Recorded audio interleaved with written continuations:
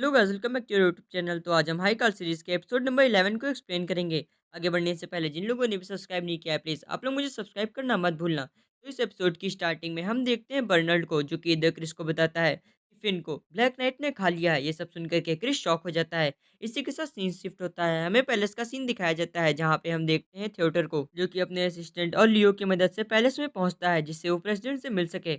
और हम देखते हैं वो प्रेसिडेंट से मिलते ही वो उन्हें ग्रीट करता है और फिर उन्हें बताता है कि आखिरकार यहाँ पे चल क्या रहा है। और वो उनसे कहता है कि लास्ट तिलक तक सारे के सारे कार्ड्स हमारे पास रख दिए जाएं, क्योंकि मुझे पूरा यकीन है कि ब्लैक नाइट उन कार्ड्स को लेने की कोशिश करेगा। लेकिन राजा कहते हैं कि मुझे लगा था कि तुम मेरे सबसे वफादार आदमी हो, लेकिन इन लोगों ने तुम्हें भी अपने धोखे में ले लिया है, इसीलिए शायद अब मुझे नहीं लगता है कि मैं तुम पे भरोसा कर पाऊंगा। लेकिन हम देखते हैं लियो को, जो कि इधर राजा को समझाने की कोशिश करता है, लेकिन उससे पहले ही राजा उसके डैड यानी थियोटो को बेहोश करवा देते हैं, जिसको देख करके लियो बहुत ज़्यादा गुस्सा होता है। इसी के साथ सीन शिफ्ट होता है, हम देखते हैं क्रिस को, जो कि इधर फिन को ढूँढने के लिए निकल जाता है, लेकिन आइरिस क्रिस को बताती है कि कभी भी टिल्ट फिन को मारने की कोशिश नहीं करेगा और वो उसे चोट भी नहीं पहुँचा सकता है। जहाँ पे क्रिस कहता है क्यों? आखिरकार ऐसा क्यों? जहाँ पे वो बताती है कि मैं इसका रीज़न तो नहीं बता सकती, लेकिन मैं तुम्हें उस जगह पे ले जा सकती हूँ जहाँ पे टिल्ट फिन को ले गया होगा। और वो ये कह कर के आगे चली जाती है, लेकिन बर्नार्ड क्रिस को रोकता है और वो कहता है हम इस पे पूरी तरह से अभी भरोसा नहीं कर सकते हैं। लेकिन क्रिस आइरिस पे भरोसा करके उसके साथ में वहाँ के लिए निकल जाता है। इसी के साथ सीन शिफ्ट होता है, हमें 7 साल के बच्चे का घर दिखाया जाता है, जिसका आज जन्मदिन होता है।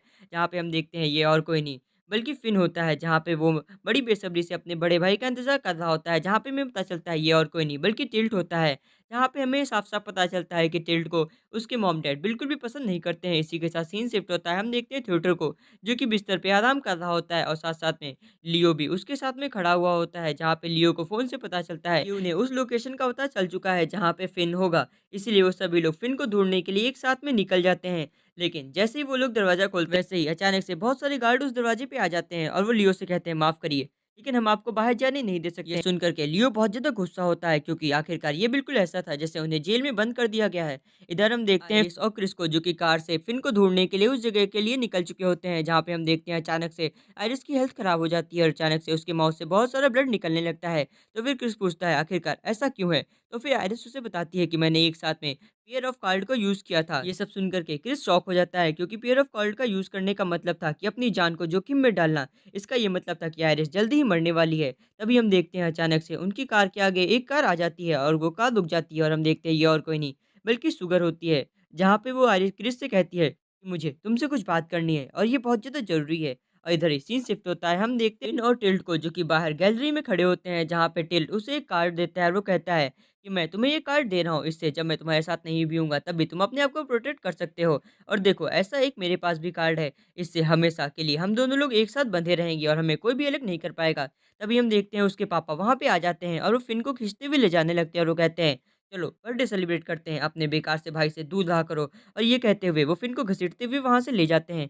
तभी हम देखते हैं इधर फिन की मॉम को, जो कि गेट खोलती हैं, तो उन्हें पता चलता है कि गेट के बाहर और कोई नहीं बल्कि बैन और साथ-साथ में जेनॉन आए हुए होते हैं। इसी के साथ में सीन शिफ्ट होता है, हम देखते हैं सेकंड प्रिंस को, जो कि इधर राजा के पास खड़े हुए होते हैं, जहाँ पे वो कहते हैं आखिरकार हमें क्यों ना राज तिलक के दौरान रुक जाना चाहिए। लेकिन राजा कहते हैं नहीं, राज तिलक उसी डेट को होगा जिस डेट को मैंने निश्चित किया था, क्योंकि मेरे जीने के बहुत कम दिन बचे हुए हैं और मैं मरने से पहले कुछ काम यहाँ से करके जाना चाहता हूँ। इसी के साथ सीन शिफ्ट होता है, हमें थर्ड प्रिंस को दिखाया जाता है, जो कि बहुत गुस्से में होते हैं और फिर वो एक ड्रॉअर से एक खंजर को निकालते हैं और वो कहते हैं मुझे राजा बनने से कोई नहीं रोक सकता। इसी के साथ सीन शिफ्ट होता है, हम देखते हैं शुगर को, जो कि क्रिस को एक रिकॉर्डिंग दिखाती है और वो कहती है देखो ये और कोई नहीं बल्कि राजा के आदमी ने ही मेरे कैप्टन को मारा है। अब तुम डिसाइड करो कि आखिरकार तुम्हारा राजा यानी तुम जिनके लिए काम करते हो क्या वो सही है या फिर गलत। और ये कहते हुए वो सारे के सारे कार्ड क्रिस को वापस कर देती है। आगे बढ़ने से पहले जिन लोगों ने भी मुझे सब्सक्राइब नहीं किया, प्लीज़ आप लोग मुझे सब्सक्राइब करना मत भूलना। और मैंने डिफरेंट तरह की सीरीज़ को अपलोड करके रखा है, प्लीज़ आप लोग उन्हें भी देखना मत भूलना। सीन शिफ्ट होता है, हमें दिखाया जाता है तिल्त को, जिसको अजीब-सी आवाज़ें सुनाई दे रही होती हैं। और जब वो वहाँ पे जाता है तो वो देखता है इधर बैन को, जिसने उसकी मॉम को जान से मार दिया होता है। और फिर वो उसके डैड को भी अपने हाथों से पकड़ता है और अपनी पावर की मदद से उनके सर को इतनी तेज़ से घुमाता है कि उनका सर उनके धड़ से अलग हो जाता है। और फिर वो टिल्ट के पास आते हुए कहता है बच्चे तुमने अभी कुछ कार्ड चुना है, क्यों ना तुम वो मुझे वापस दे दो। इतना कहते ही हम देखते हैं टिल्ट को, जिसके ऊपर ब्लैक नाइट का कार्ड हावी हो जाता है।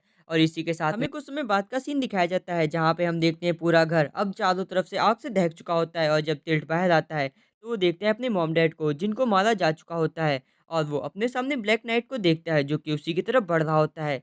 लेकिन असल में सच्चाई कुछ और होती है, बल्कि वो बैन और ज़ेनॉन को मारने के लिए आगे बढ़ रहा होता है। भले ही टिल्ट ब्लैक नाइट में बदल चुका होता है, लेकिन वो अपने भाई को नहीं भूलता है और अपने भाई को बचाने के लिए कुछ भी कर सकता है। और इधर हम देखते हैं फिन को, जिसकी आँखें खुलती हैं और उसकी आँखों में आँसू होते हैं और हमें पता चलता है फिन ये सपना देख रहा होता है और उसके सामने आज टिल्ट बैठा होता है।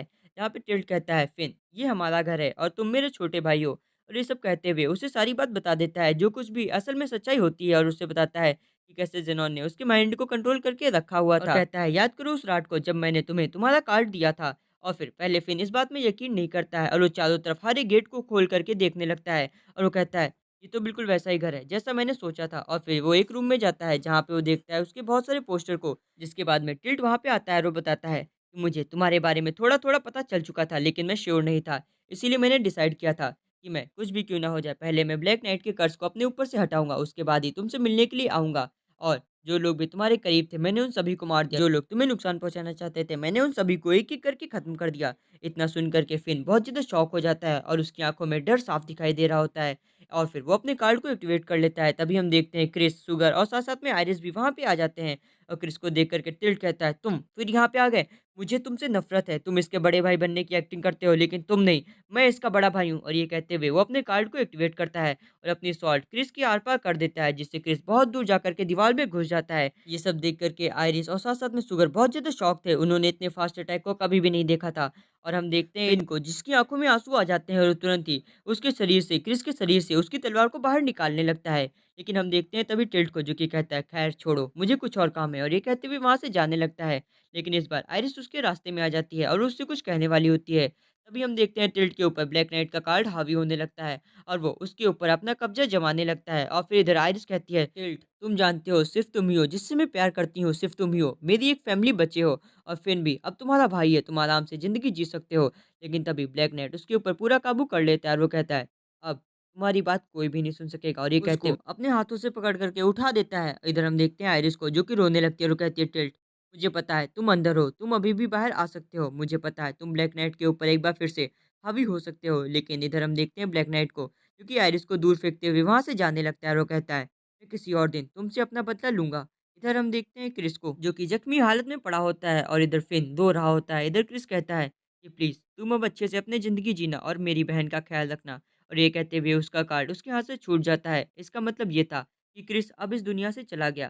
तभी हम देखते हैं आइरिस को, जो कि वहाँ पे आती है और वो कहती है, "मैं वैसे भी पहले से ही मरने वाली हूँ और मरने से पहले मैं कुछ अच्छा काम करना चाहती हूँ।" और ये कहते हुए वो अपने कार्ड को एक्टिवेट करती है, जिसके बाद में हम देखते हैं वो क्रिस का ही पूरी की पूरी तरह से रूप ले लेती है और वो बिल्कुल क्रिस की तरह दिख रही होती है। जिसके बाद में वो 4 कार्ड यानी पेयर का यूज़ करती है, जिससे वो टाइम का रिवर्स कर सके और फिर से वो वैसा ही फ़ॉर्मेशन बनाती है। जिसके बाद में जब धूल उड़ती है तो हम देखते हैं क्रिस को, जिसके पूरी तरह से सारे के सारे ज़ख्म ठीक हो चुके होते हैं। अब वो पूरी तरह से अच्छा फ़ील कर रहा होता है, जबकि हम देखते हैं आइरिस को, जिसकी अब डेथ हो चुकी होती है और इधर फिन, जो कि कहता है, "मैं किसी को भी नहीं छोड़ूँगा, भले ही वो मेरा भाई क्यों ना हो।" और इसी के साथ हमारी सीरीज़ का ये एपिसोड समाप्त होता है।